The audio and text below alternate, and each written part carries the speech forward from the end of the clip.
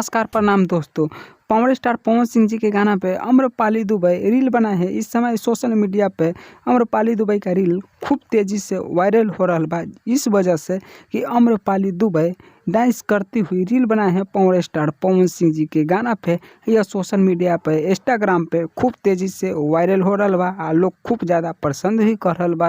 Amrapali Dubai आज भोजपुरी के एक ऐसी हीरोइन है जो भोजपुरी के सभी कलाकार आम्रपाली दुबई के साथ काम करना पसंद करती है, लेकिन आम्रपाली दुबई सभी लोग के साथ काम नहीं करती है और सभी के गाने पे रील नहीं बनाती है। जी हाँ दोस्तों, भोजपुरी के सबसे बड़ी खबर है आम्रपाली दुबई के कि सभी गाने पे रील नहीं बनाती है। आम्रपाली दुबई के जो साफ सुथरा गाना लगता है वही गाने पे रील बनाती है और सोशल मीडिया पे खूब तेजी से जमकर वायरल भी होता है, जैसा कि आप स्क्रीन पे चलते हुए वीडियो को देख रहे होंगे। आम्रपाली दुबई का जो भी फिल्म आता है दिनेश लाल निरहुआ के साथ, वो बहुत ही बड़ी बजट की होती है और सिनेमा घर में बिकता है बहुत ही बड़ी बजट पे।